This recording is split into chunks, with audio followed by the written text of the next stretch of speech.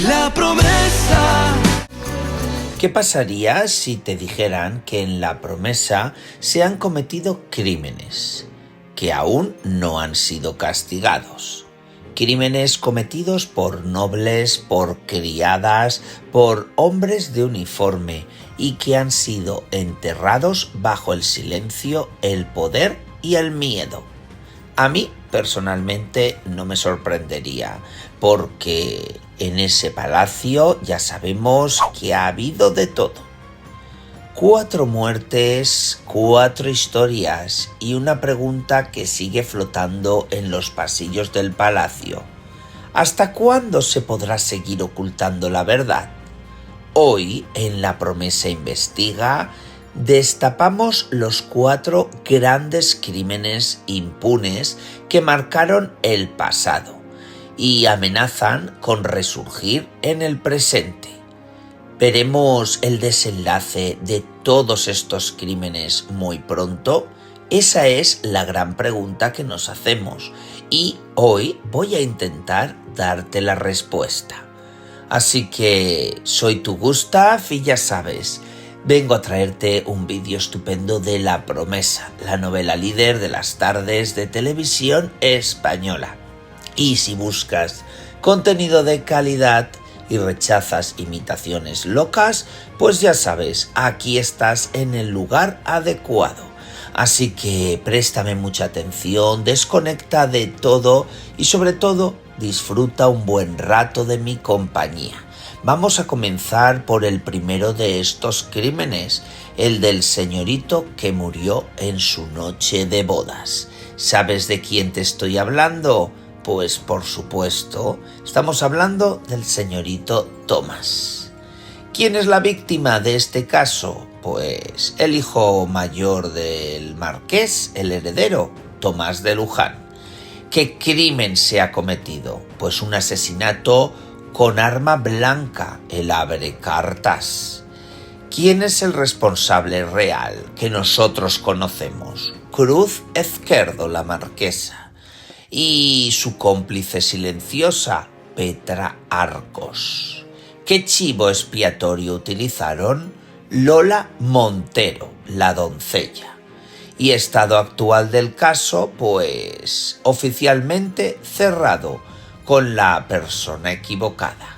Pero ahí no va a quedar la cosa. Así que comenzamos. Tomás de Luján, el hijo mayor del marqués Alonso, fue encontrado muerto en el invernadero tras su noche de bodas. La herida en su costado no dejaba lugar a dudas. Había sido asesinado. El sargento Funes llegó al palacio para investigar el crimen y desde ese momento Cruz Ezquerdo dejó de confiar en él, porque Funes hacía preguntas y no tragaba con las apariencias. Lo que nadie supo entonces fue lo que ocurrió la noche anterior. Tomás entró en la habitación de su madrastra, doña Cruz, para pedirle explicaciones por todo el tema de Dolores, la doncella que fue el amor verdadero de su marido el marqués. Y además también sobre Curro. La conversación no terminó con palabras, terminó con sangre. Cruz, sin dudarlo, usó su abrecartas como arma mortal. Y fue Petra quien la ayudó a mover el cuerpo sin vida de Tomás hasta el invernadero. Otra orden más, otro silencio, otra culpa enterrada. La investigación terminó con una víctima fácil, Lola Montero, doncella y amante del señorito Tomás. La acusaron de matarlo por celos. La encerraron y en prisión Lola no aguantó más y se quitó la vida. El caso se cerró.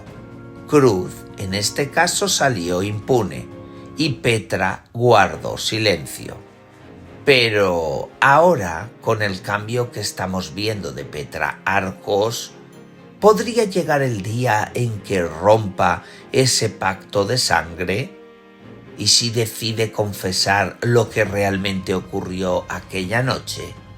Porque si esa verdad saliera a la luz, sería el principio del fin para la marquesa de Labrecartas, porque entonces ya le esperaría el garrote vil. Bueno, como ves, este vídeo de hoy viene muy apasionante, así que vámonos con el segundo de los crímenes. El hijo que murió y la verdad que aún quiere salir a la luz. Nombre de la víctima: Feliciano Arcos. Crimen: homicidio encubierto durante una cacería. Responsables morales: Cruz Ezquerdo y Lorenzo de la Mata. Estado actual del caso: oficialmente un accidente de caza, pero Petra Arcos sabe la verdad. Feliciano llegó a la promesa como un desconocido. Al principio lo presentaron como el hermano de Petra, pero poco a poco la verdad fue saliendo a la luz. Él era realmente su hijo. El hijo que Petra había tenido con Ignacio de Ayala, el conde Tieso, cuando eran jóvenes. Un romance secreto, un embarazo clandestino, una doncella desaparecida por motivos familiares, cuidar a su madre y un niño criado como si fuera hijo de su abuela. Después de todo esto, Petra regresó al palacio como si nada hubiera pasado. Incluso no le dijo nada a su ama y señora Doña Cruz. Y más de 20 años después, ese hijo perdido regresó a ella. Feliciano, con el alma noble y el corazón limpio, finalmente se ganó el cariño de todos allí en el palacio. Era el opuesto a su madre, y justo cuando empezaba a florecer y estaba enamorado de Teresa Villamil, le arrebataron la vida. Fue durante una cacería. Cruz y Lorenzo tenían un plan: acabar con Curro, silenciar un secreto familiar para siempre. Pero el disparo falló y a quien mató realmente fue a Feliciano. Y claro, como era de esperar desde un principio, la marquesa intentó disimular. Hizo todo lo posible para que Petra no sospechara. Le pagó el mejor entierro, le pagó las mejores flores y todas las atenciones. Incluso llegó a poner una esquela para el joven en el periódico. Pero ese fue el error de Doña Cruz, porque el conde de Ayala leyó esa esquela y se presentó en el palacio con una excusa diplomática. Él dijo que venía a ver a una vieja amiga, a Doña Cruz, pero en realidad sabemos que su motivo era despedirse de su hijo y exigir justicia. Nadie supo la verdad de aquel encuentro, pero desde ese día Petra juró venganza. Y además, el conde de Ayala también juró venganza. Pero si recuerdas, a este pronto se le olvidó en cuanto vio a Margarita Llopis.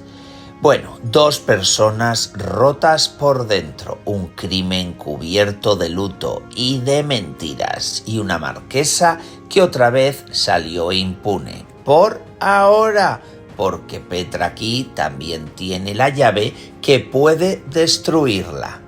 Y ahora préstame atención porque nos vamos al tercer caso. Un varón que, quiso abusar y pagó con su vida. Nombre de la víctima: el barón de Linaja, Juan Ezquerdo. Crimen: homicidio en defensa propia. Responsable directa: Pía Adarre. Y estado actual, ¿Fue un accidente de tráfico? El varón estaba abusando de Pia Darre. Finalmente la dejó embarazada y cuando intentó repetirlo con Teresa Villamil, hubo una escena que nos dejó a todos helados. Vimos como la propia Pia, al verse acorralada, llegó a golpearlo con una figura decorativa en la cabeza y acabar así con su vida. Fue legítima defensa, fue instinto de supervivencia, pero fue también un crimen oculto. Pia, junto a Hannah Espósito, fingieron que todo esto era un accidente de tráfico, llevando el cadáver del varón hasta su coche y después despeñándolo por un acantilado. Este crimen no fue por venganza ni ambición, fue por necesidad y aún así sigue siendo un secreto que si se descubre podría destruir la poca paz que le queda a Pia Darre. Pero este secreto y este crimen oculto, por lo menos por mi parte, espero que nunca salga a la luz. Y bueno, pues ahora llegamos al tercer caso, el envenenamiento de Hannah Espósito. El nombre de la víctima, Hannah Espósito. Crimen, envenenamiento y asesinato. Sospechoso principal, Lorenzo de la Mata. Estado actual, sin resolver. Bueno, recordamos que Hannah fue disparada meses atrás y que la pobre sobrevivió, pero estaba muy grave allí en su habitación. Finalmente, el veneno más sutil y cobarde fue el que acabó lentamente con su vida.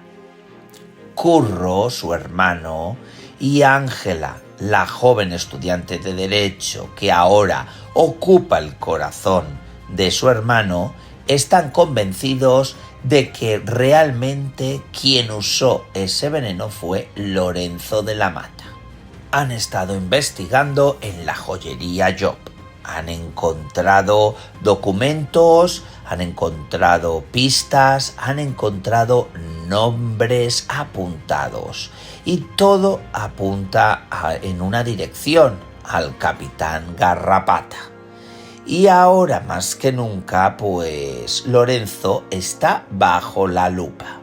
Pero mientras no haya pruebas claras, todo quedará en el aire y el crimen impune. Por otra parte, hay una persona que está metida en prisión pagando por este crimen, ya sabes, la marquesa Doña Cruz. Y en el capítulo justamente de ayer pudimos ver una escena donde Curro le decía a Ángela que se sentía mal porque, gracias a su silencio y no contar toda esta información, Doña Cruz estaba en prisión pagando por un crimen que no había cometido. Pero claro, nosotros como espectadores sí sabemos de otros crímenes que ha cometido, como el primero que te he contado, el del señorito Tomás, y que, bueno, pues tampoco está mal allí, por lo menos que pague por el otro. Así que, como has visto, son 4 casos que estamos esperando la resolución, sobre todo para que paguen los malos. Aunque en el de Pia Darre espero que este nunca salga a la luz. Así que se hará justicia finalmente, seguirá la promesa siendo un lugar donde el silencio protege a los culpables, o llegará ese día en que estos crímenes salgan a la luz. ¿Tú qué opinas? Déjamelo en los comentarios. Esta tarde te espero en el canal 2. Soy tu Gustav y me despido de ti con un gran beso apretado.